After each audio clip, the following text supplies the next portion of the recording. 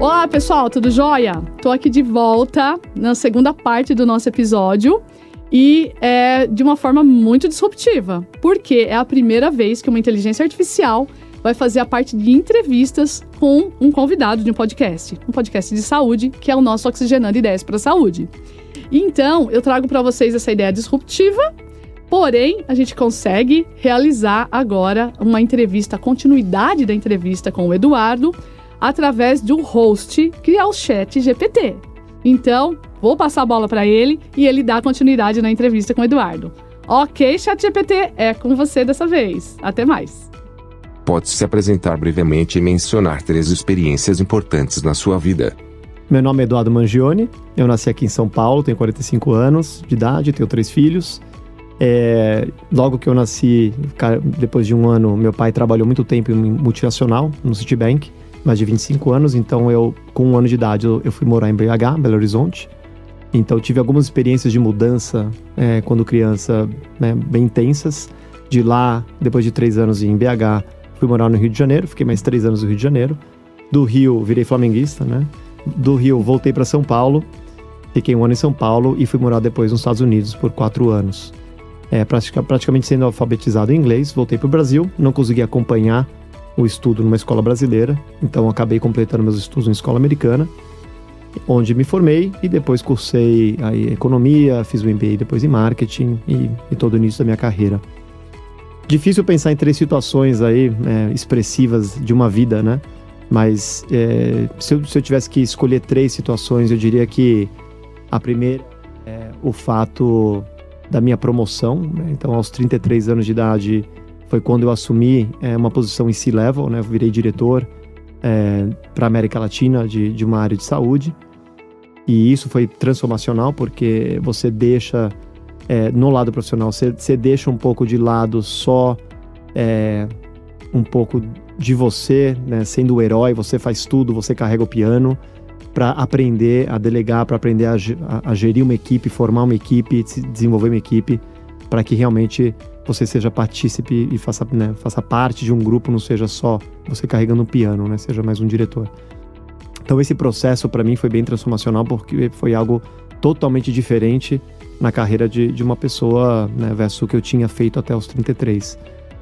O segundo momento, é claro, filhos, não tem jeito, né? Quando a gente tem filhos, transforma a nossa vida. Eu tenho 3, né? 2 deles chilenos, um deles aqui nasceu no Brasil. E filhos é uma coisa que muda completamente a sua perspectiva de vida, a maneira que a gente enxerga as coisas, nossas ambições. Realmente é transformador. E acho que o último episódio da minha vida mais recente que foi transformador também, foi a perda da minha esposa, né? Eu no amor da minha vida, né? Minha mulher, a gente foi casado quase 18 anos. Infelizmente ficou com câncer, né? Ela foi diagnosticada com câncer de mama e foi uma longa batalha aí de quase 7 anos, né? O câncer, momentos bons, momentos ruins, né? Diminui, etc. Mas infelizmente uma batalha que poucos conseguem ganhar, poucos conseguem vencer. Então há 1 ano e meio atrás eu perdi minha esposa e, né, fiquei com uma triste realidade de ter que redesenhar, reinventar minha vida, né, e com uma responsabilidade de 3 filhos, né? Então, é claro que é um evento na nossa vida e que muita gente passa, né? Hoje eu já enxergo de maneira diferente. Não sou uma vítima de uma coisa específica, de um acaso, mas é claro, para minha trajetória, é algo que marcou e é algo que me transformou. Qual foi o seu primeiro trabalho? E em qual setor você trabalhou? Eu comecei trabalhando desde os 19 anos de idade, 18 para 19, né? Então eu comecei na AmCham, na Câmara Americana de Comércio. Era um trabalho de vendas e acabei fazendo esse trabalho aí por 6 meses. Depois fiquei mais 6 meses como um líder aí da área que eu estava trabalhando. Mas eu não me identificava exatamente com vendas. Então depois desse período eu saí, entrei num banco, né? Na época era o Banco Sudamérica, que foi comprado pelo Itaú. Fiquei mais ou menos 1 ano no banco, também na parte de corporate banking. Também não me agradou muito, não era algo que eu achava que eu tinha muito perfil, mas eu tinha que tirar essa dúvida, porque eu tinha uma família inteira que trabalhava em banco, meu irmão, meu pai até hoje, né, trabalham e tal. Depois desse período, no final desse período do banco, eu comecei a estudar muito internet. Isso era no ano 2000, mais ou menos. E, juntamente com mais 2 amigos, eu fiz um plano de negócios, conseguimos captar um investimento naquela época e abrimos uma empresa de internet e já começamos a desenvolver um software que naquela época viria, né, a ser chamado depois de retargeting. Então era um software que analisava comportamento do consumidor, principalmente em portais de busca, nas próprias buscas, para que a gente depois conseguisse retroalimentar anúncios segmentados. Então, por exemplo, alguém procurou carro, depois eu vendia um anúncio para Ford, para GM, com um anúncio de carro. Era bem básico, bem primordial, que hoje é muito comum. Naquela época era bem disruptivo.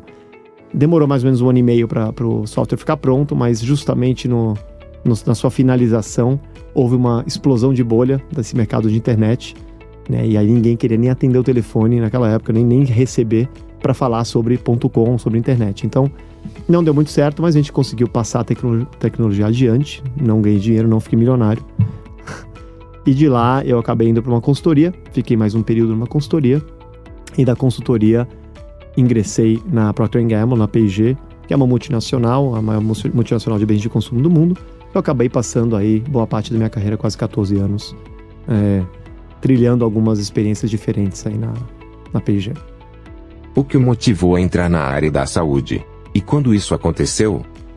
A minha experiência com a área de saúde veio na P&G, né? Então eu acabei entrando na Procter & Gamble para cuidar de medicamentos, né? A P&G, ela tem medicamentos mais na área de OTC, que são over the counter, são aqueles medicamentos que você não precisa de uma receita médica, uma prescrição para comprar.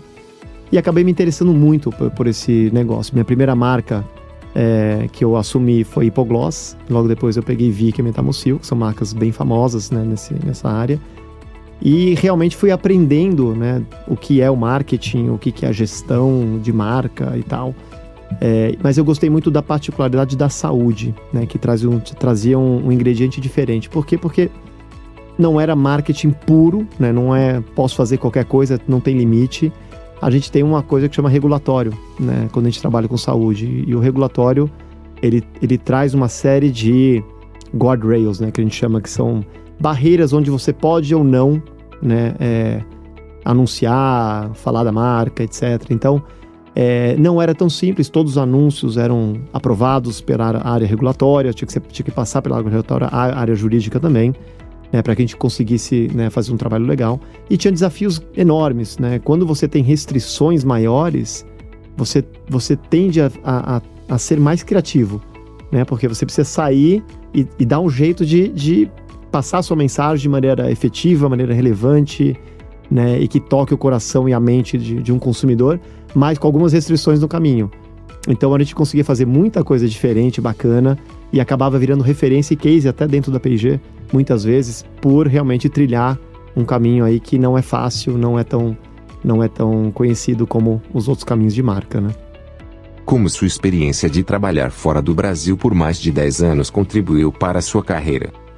Boa pergunta. Então, depois de 2 anos e pouco aqui no Brasil pela P&G, né, eu fui oferecido uma posição para assumir uma vaga na Venezuela. Na época, muitos amigos meus até brincavam, pô, mas você fez alguma coisa de errado na empresa, tá indo para Venezuela, tanto lugar para ir, né? Mas era a sede da P&G em um lugar maravilhoso, com pessoas maravilhosas, um povo espetacular, né? E acabei ficando lá com uma experiência muito rica de 2 anos e meio, né? Onde eu toquei toda uma área de papel, né? Que incluía papel higiênico, papel toalha, etc.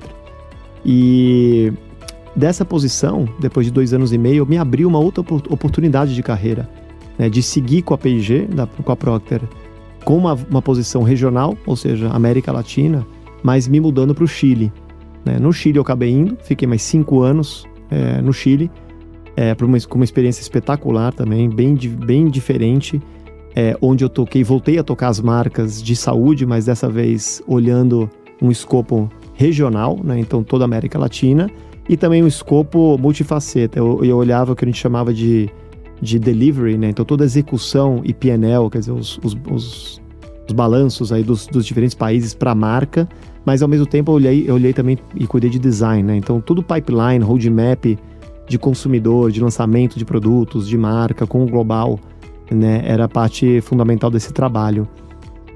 Com esse trabalho e com os resultados, né, vieram mais oportunidades internacionais. Então, daí, né, a P&G me convidou para ir para o Panamá, né, passar um tempo, né, assumindo a diretoria já aí da área de saúde para a América Latina, onde eu passei a ter esse cargo por mais 2 anos, né, e alguns meses, tocando todo esse business na América Latina, já com, obviamente, outro nível de senioridade, outro nível de responsabilidade, né, mas sem dúvida nenhuma, você ter a flexibilidade de aceitar diferentes desafios, né, contribui muito com o crescimento de carreira, porque uma das coisas que se busca muito, né, num profissional, sem dúvida, é um profissional que tem resiliência, que queira aprender, né, que tem flexibilidade, tem jogo de cintura. O brasileiro tem muito isso, né, e eu acho que para eu realmente galgar a escada que eu galguei na minha carreira, sem dúvida nenhuma, ter aceitado desafios internacionais foi algo que fez uma baita diferença.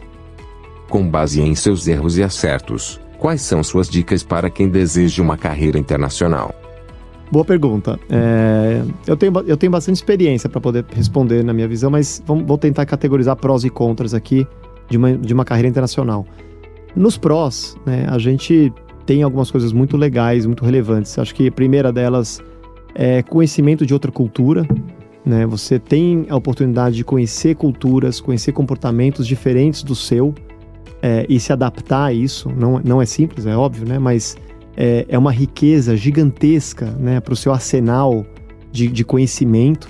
Eu acho que te prepara muito melhor, te deixa muito mais empático, né, para conhecer as pessoas, seus problemas, entender as pessoas. Então, sem dúvida, isso é riquíssimo. Um outro ponto super importante é a língua, né? Quer dizer, você é obrigado a aprender outras línguas e, sem dúvida nenhuma, né, já tem muito estudo, inclusive, falando a mesma coisa. Quando você aprende um instrumento ou aprende uma nova língua, você começa a abrir sinapses que não existiam no seu cérebro anteriormente, né? Então, eu não tenho dúvida nenhuma que deixa você muito mais forte mentalmente, né? É um desafio aprender uma língua. E é óbvio que acho que para complementar a sua formação profissional, é excepcional você conseguir falar, né, mais de um idioma. Sem dúvida é muito, muito legal. Tem um aspecto também de carreira, né, profissional, de estar em contato com outras práticas de negócio, com outras indústrias, outras áreas, né? Então, nesse exemplo que eu comentei, por exemplo, eu fui tocar papel higiênico, eu não entendia nada de papel higiênico, nunca escolhi um papel toalha, nem sabia para que servia, né? E você tem que virar um especialista nisso, entender produto, entender consumidor, entender comportamento. Quer dizer, eu não teria nada disso se eu não tivesse me arriscado e me jogado. E outro, tudo isso numa outra língua, né? Em outros países que eu nunca tinha pisado. Então, esse baita desafio, sem dúvida, é um sacrifício, mas te faz crescer muito profissionalmente, né? Você ganha muito como profissional. Agora, tem contras, né? Quais são os contras? Geralmente, uma carreira internacional, você tem alguns sacrifícios aqui na mesa. O primeiro deles, eu diria que é o sacrifício de tempo. Geralmente, posições internacionais são posições que não é um país, né? É mais de um país, às vezes é uma região, às vezes é o globo. E o sacrifício é viagem, né? Deixar a família, né? Sem dúvida, isso é difícil. Eu viajei muito durante os 10 anos da minha carreira, muito. Num ponto em que, assim, a gente ia tirar férias, eu não queria férias que pegasse avião, eu queria ficar perto, eu queria pegar o carro e ir pra praia, qualquer coisa do tipo. Eu não aguentava mais pegar avião. Então, dizem que o ser humano se acostuma com tudo, né? Viajar é muito gostoso, é muito legal, mas é uma coisa que acostuma pro mal, né? Não é tão legal assim quando você faz em demasia. Então, esse é um deles, sem dúvida, né? O tempo com a família, a viagem é uma das grandes dificuldades. A outra é a adaptação cultural. Não é uma coisa pequena, né? É uma coisa grande. Você mora em outro país, você não é o nativo, o residente daquele país, você não entende perfeitamente bem a cultura não é igual à sua, né? Então, você tem que se adaptar, você tem que ser maleável, você tem que entender e, de alguma maneira, participar daquela cultura não é algo simples, né? Tem muita gente que não consegue. Aliás, eu acho que se eu dissesse que o fator número 1 é o fato da esposa, do marido ou da própria profissional não se adaptar à cultura, eu acho que esse é o fator número 1 de por que uma carreira internacional não dá certo. Realmente, eu diria que é o primeiro, tá? Então, é um aspecto que parece pequeno, mas realmente ele é gigantesco, né? Se a sua vida pessoal não funciona bem, você não consegue dar continuidade com uma vida profissional. Não tem como. Ela é, né, praticamente conjunta. Então, eu acho que, para resumir, eu diria que esses 2 pontos de contra são os 2 principais. Resumindo, de qualquer jeito, eu recomendo para todo mundo que tiver a oportunidade de perseguir uma carreira internacional. Eu acho que é espetacular. Para mim, pessoalmente, teve um crescimento, um ganho brutal, né? Brutal, como pessoa, como profissional, que eu não teria se eu tivesse ficado só no Brasil. Mas, por outro lado, sem dúvida, né, criei casca, teve uma resiliência fora do comum, porque passei, óbvio, por muitas situações difíceis também, morando fora do Brasil. Você acredita que uma mudança de carreira pode ser planejada? Ou acontece por sorte ou acaso? Eu acho que tem os dois, tá? Existem momentos na carreira que a gente não se adapta àquele tipo de trabalho. Eu falei vários aqui no comecinho, né? Quer dizer, antes de eu entrar em marketing e gestão, eu passei por, acho que 5, 6 áreas diferentes, tipos de empresas diferentes. Quer dizer, eu fiz muita coisa na vida já. E então, assim, natural que houve, no começo da carreira principalmente, houve muita troca, né? Até para você se estabelecer. Não quer dizer que depois, na sua carreira, você não possa trocar. Você sempre pode trocar de carreira. O que eu acho super importante para isso, então aí sim, é você estar bem preparado, né, para qualquer coisa. Então, pode acontecer por acaso? Pode, né? Amanhã você é convidado para assumir uma área que você não entende muita coisa, mas você aos poucos, né, estuda, aprende e rapidamente se torna um especialista, né? Isso acontece. A outra maneira é você planejar uma mudança. E para planejar uma mudança, eu acho que é fundamental o que a gente chama de self-assessment, né? Ou self-awareness. Quer dizer, se você se conhece bem, eu acho que é fundamental você tentar se conhecer muito bem, conhecer melhor. O que eu faço de melhor? Quais são meus talentos, meus atributos que as pessoas elogiam ou que talvez eu faça melhor do que a média? Provavelmente a sua carreira, né, e aonde você vai se dar melhor, vai ser nesse caminho. E então, assim, eu acho que esse autoconhecimento, e tem muito jeito de você buscar o autoconhecimento, mas ele é fundamental para a mudança, né? E depois, é óbvio, uma conversa com mentores, com pessoas de outras indústrias, de outras áreas, ou daquilo que você almeja fazer ou trocar, fundamental, para que você possa também se preparar. E se preparar significa, sim, estudar, significa, de repente, fazer cursos, tirar horas que seriam horas vagas para se dedicar, né? Então, de novo, eu volto para aquela mesmo ditado que eu falei no comecinho, né? Sem sacrifício, você não consegue as coisas na vida. Sem sair da zona de conforto, sem ter a dor, a gente não cresce como ser humano, como profissional. Então não adianta só uma troca de carreira pela troca. Sem o preparo, as chances de sucesso que você terá serão baixas. Com base em sua ampla experiência em e-commerce, como você desenvolveu sua experiência no varejo? E como foi integrar tudo na jornada do cliente? Esse capítulo de varejo é muito legal, né? Então deixa eu começar mostrando como que eu saí da indústria para o varejo, depois de quase 14 anos na P&G, né? Numa indústria.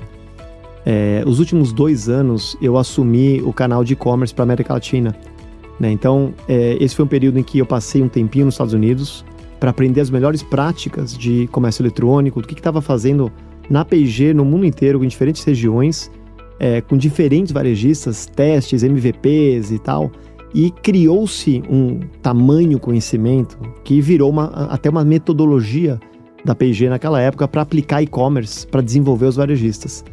Quando eu voltei para o Brasil, eu comecei a praticar isso pela América Latina, então eu sentava com os varejistas, né, com uma metodologia muito específica de e-commerce, que era o que a gente chamava de 4Cs naquela época, né? Obviamente isso vai evoluindo e vai mudando, depois ele foi para outro tipo de sigla, mas o intuito, quer dizer, o centro dessa metodologia não mudou, né? Que é começar com uma pirâmide, como se fosse uma pirâmide. Se eu começar com a base, os fundamentos, que a gente chama catch, né? Que é encontrar, buscar aquele consumidor, né? Que teria interesse em comprar. Então aí a gente fala de canais de mídia, né, segmentação, uma série de temas que entraria nessa primeira etapa do funil. Depois é connect, né? Então como é que eu conecto aquele consumidor que eu já trouxe para o meu site, vou falar como varejista, né, do varejo, como eu conecto ele facilmente com a minha marca? E aqui tem N atributos que a gente olhava naquela época, como busca, um atributo super básico, quer dizer, como que aquele consumidor consegue chegar na minha marca, né? Na sua jornada, na sua experiência de compra? Poxa, a gente pode ir pela busca, e eu acho que era 80% das pessoas de fato iam por busca, e o outro era a pessoa navegando, né? Então, se ela fosse navegar pelo site, pelas diferentes categorias, até achar sua marca, é fácil, ela consegue fazer de maneira fácil, intuitiva, etc. Então, a gente analisava tudo isso, porque tudo isso contribuía, né? Tudo que eu falo da metodologia, óbvio, contribui com vendas, né? Com conversão. Então, era catch, close, connect e continue. Esses eram os 4 Cs, né, que a gente falava. Então, na segunda etapa, a busca era uma delas que eu estava comentando, navegação era outra, ter a descrição certa, ter o tagueamento das palavras dentro do site de e-commerce de maneira correta. Parece bobo o que eu estou comentando aqui, mas é extremamente importante. Vou dar um exemplo da época, que na época a gente tinha mais de 100 SKUs, por exemplo, de Gillette. Se você colocasse Gillette numa busca de um varejista com 2 L's e 2 T's, você encontrava o 100. E obviamente, eu diria que 99% da população não sabe escrever Gillette, que tem 2 L's e 2 T's. Então, se eu coloco um 2 L's e um T, ou 2 T's e um L, um dava 30 resultados, outro dava 15 resultados, quer dizer, mudava completamente. Então, isso é um exemplo estúpido, mas muito simples para mostrar a importância de um trabalho, de uma metodologia de e-commerce. Quer dizer, se o varejista não estava preparado, né, e não tivesse feito a lição de casa para taguear direito todos os SKUs com todos os diferentes erros ou maneiras que o consumidor busca por aquele produto, ele não iria encontrar. Se ele não encontra, ele fecha aquele varejista e vai para outro, né, ou vai para uma loja física, etc. Então, é um exemplo, né, básico dessa metodologia que incluía muito mais coisa, tá? Mas, resumidamente, essa é a parte de Connect. Depois era o Close, né? O Close tem a ver com fechar o carrinho. Como que eu consigo fazer ele navegar bem pela marca, entender que tem toda a informação que ele precisa daquela marca. Então, um exemplo super claro aqui, por exemplo, a gente fazia com fralda, que era uma etapa onde a mãe ia comprar fralda, ela entrava na fralda, na hora de comprar, ela tinha 2 dúvidas grandes ali, e muito varejista não tinha, que era: qual que é a diferença dessa fralda roxa versus a fralda vermelha? E essa dúvida fazia com que ela saísse do site, né? Talvez pesquisasse, depois comprasse em outro lugar ou esquecia, e a gente, né, infelizmente afetava a conversão. Então a gente começou a criar maneiras de ter mais conteúdo rico na página de produto, onde ela conseguia, de maneira muito simples, navegar pelas diferenças das fraldas, das versões, etc. E ela não precisava sair daquela página. Outro exemplo, ela não tinha certeza do tamanho da fralda, né? O bebê cresce muito rápido, né? E tem tamanhos diferentes de fralda, né? De 3 meses, de 6 meses, de 8 meses, quer dizer, vai crescendo junto. A mãe muitas vezes tem dúvida, então, com aquele peso, com aquela idade e tal, qual a melhor fralda? Então a gente criou de uma ferramenta, um conteúdo que facilmente ela, sem sair da página, conseguia acessar o tamanho da fralda e tal, e parece uma nuance pequena, mas é muito importante. Ela ali já conseguia fazer a compra dela, já colocava no carrinho tem outras particularidades ali que a gente trabalhava também, como preço, frete, né, tempo de entrega, etc., que influenciam a conversão, né, mas facilitavam, se bem trabalhados, ela levar aquilo até o final. Quando você chegava no topo da pirâmide, quer dizer, dessa jornada, né, de compra, que é uma jornada complexa, rica, gigante, você tinha toda a parte que a gente chama de recorrência, né? Então, lealdade. Como eu faço esse consumidor voltar para minha loja? Mas o que acontece? Por que eu contei toda essa metodologia, toda essa história? Porque a gente chegava muito no varejista e ele falava: poxa, eu quero abrir um plano de assinatura de fralda. E a gente falava: poxa, mas vamos entender um pouquinho primeiro só como que está o seu desenvolvimento em fralda para a gente falar do plano. Quer dizer, aí a gente olhava, a busca estava tudo errado, ele não tinha as imagens corretas no site, a mulher não conseguia, quer dizer, uma consumidora não conseguia achar facilmente a fralda, né, para comprar. Então, tinha N etapas, né, que é muito mais lógico a pessoa seguir com uma metodologia, para depois, no final, quer dizer, aí sim ela vai se preocupar com recorrência. Isso não é a maior preocupação no momento. A maior preocupação, isso é um fato, é de que 90% das pessoas que entravam no site, 95%, 99%, às vezes, dependia do site, navegavam e não compravam. Então, a gente tinha um problema muito mais atrás do que uma recorrência.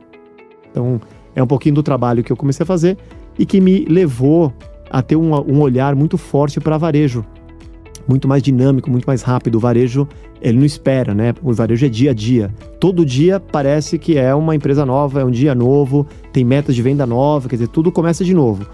na indústria esse tempo é um pouco mais espaçado.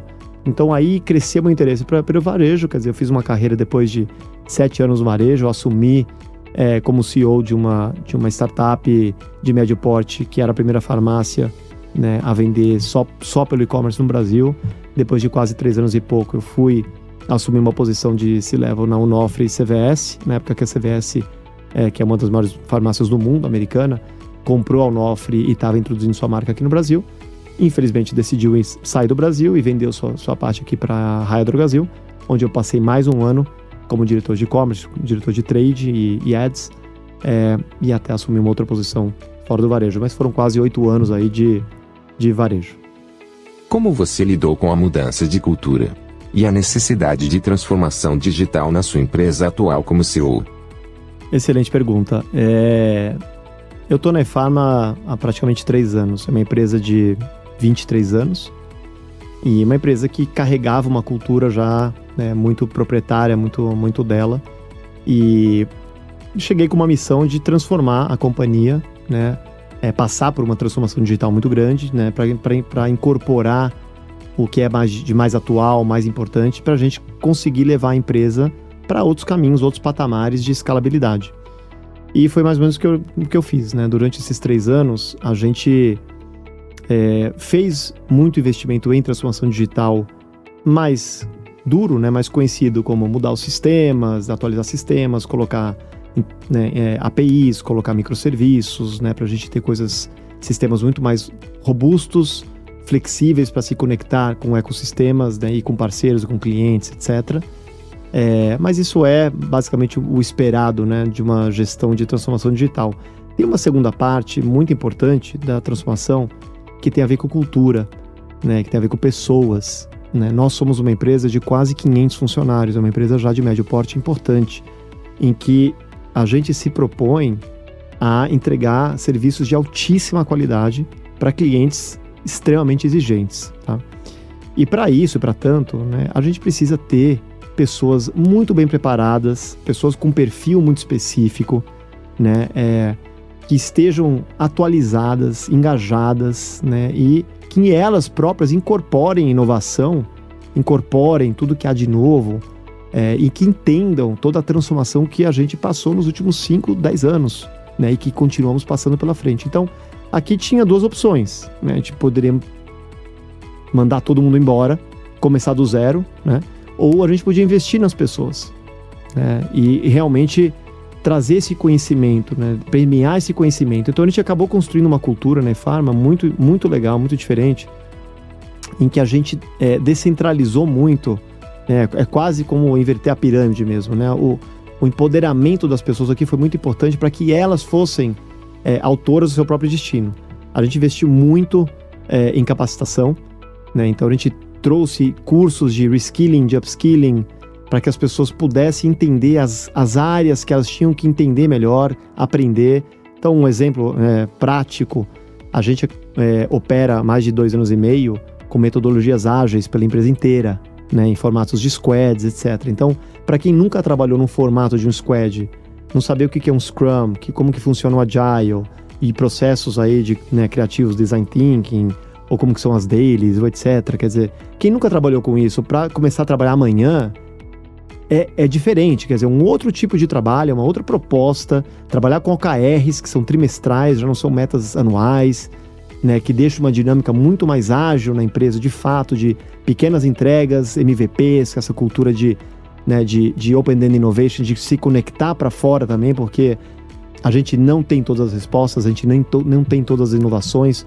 Todas essas etapas de transformação de um profissional e de um método de trabalho não são simples e não são imediatos. Então, houve aí sim investimentos enormes durante 2 anos, 2, 3 anos, a gente continua investindo para que as pessoas se atualizassem e tomassem as rédeas.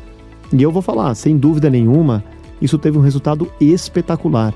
Não só a gente criou uma nova cultura na companhia, né, uma cultura de resultado, uma cultura de mudança, de transformação, de inovação, como a gente teve resultados espetaculares nos últimos 3 anos. Não só resultados financeiros, mas de conquistas de novos clientes, né? Ano passado a gente bateu um recorde de conquistas de novos clientes na empresa.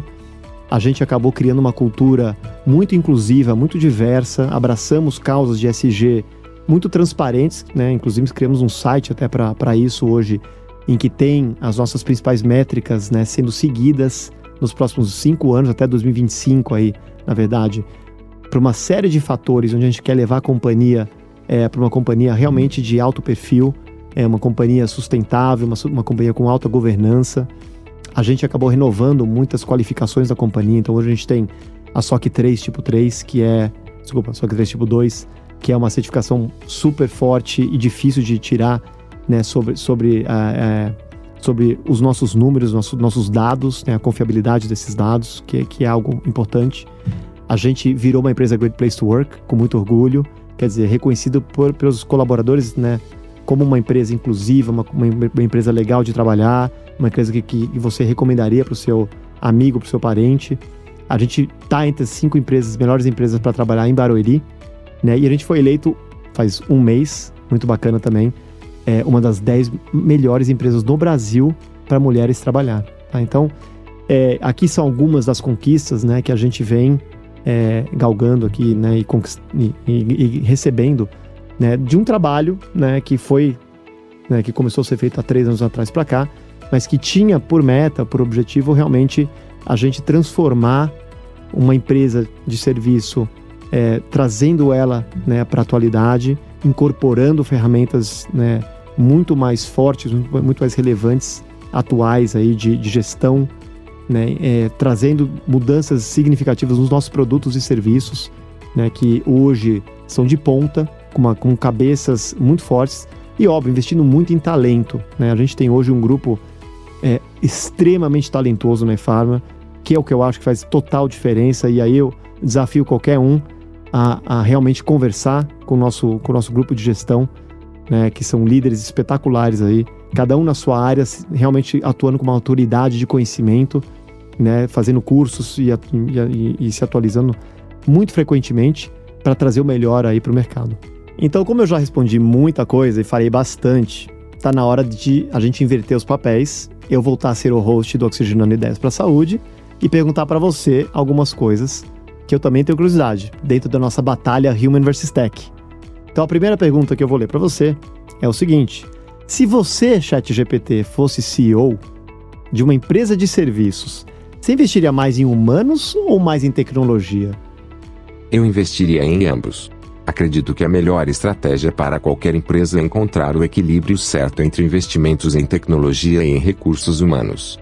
A tecnologia pode ajudar a automatizar processos e acelerar os resultados, mas os recursos humanos são essenciais para a tomada de decisões estratégicas, bem como para a construção de relacionamentos com clientes.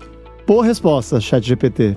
Eu tendo a concordar que é um balanço entre o ser humano e a tecnologia, mas, sinceramente, eu acho que o balanço ainda é muito mais forte para o ser humano do que a tecnologia. Um pouquinho do que eu comentei antes, né? A gente precisa preparar os seres humanos para poder incorporar as tecnologias, e não ao contrário. Mas como segunda pergunta, eu queria te fazer o que é ter saúde para você? Como que você pode dar dicas para mais qualidade de vida? Ter saúde é ter bem-estar tanto físico quanto mental, ter um equilíbrio entre o corpo e a mente. Para ter mais qualidade de vida, as principais dicas são: praticar atividade física regularmente, manter uma alimentação saudável com alimentos nutritivos e ricos em nutrientes, descansar regularmente, beber água, praticar meditação, desenvolver e manter boas relações sociais, cuidar do seu ambiente, praticar técnicas de controle de estresse como a respiração profunda, yoga e tai chi, e procurar ajuda profissional caso sinta necessidade. Excelentes dicas, ChatGPT. Vou até incorporar algumas dessas dicas aqui na minha vida, no meu lifestyle também. E pra gente finalizar, eu queria te fazer uma pergunta bem polêmica para entender o seu raciocínio, como que você tá pensando. Mas o que você acha do casamento entre humanos e robôs? A gente comentou isso no primeiro bloco um pouquinho. Se você tivesse a opção, casaria com um homem, com uma mulher ou com uma humanoide? Acho que o casamento entre humanos e robôs é um assunto muito complexo e controverso. É necessária muita discussão antes de se tomar uma decisão. Se eu tivesse opção, eu escolheria casar com uma mulher, pois acredito que isso permitiria a criação de laços mais fortes e significativos. Muito boa resposta, ChatGPT. Eu concordo com você. Mas, ao mesmo tempo, eu acho que é uma resposta talvez enviesada por programadores masculinos, né? Mas a gente tem muita controvérsia, muito pano de manga para esse assunto aí de inteligência artificial e sua evolução. De qualquer jeito, eu queria terminar aqui agradecendo sua participação especial. Realmente, ser entrevistado por uma inteligência artificial foi algo diferente, né? Foi um sabor diferente pro nosso podcast. Queria agradecer a Lu, né, por ter feito um trabalho excepcional aí como host. E óbvio, principalmente, eu queria agradecer você, né, por estar escutando, por estar nos assistindo a esse episódio diferente, a essa edição especial que a gente preparou com tanto carinho. E convido que você continue a nos acompanhar em todas as redes sociais, né, e principalmente no Spotify, que tem sido o nosso canal aí de maior audiência, para os próximos episódios que estão vindo com muita força e com muitas mudanças também. Obrigado e até a próxima.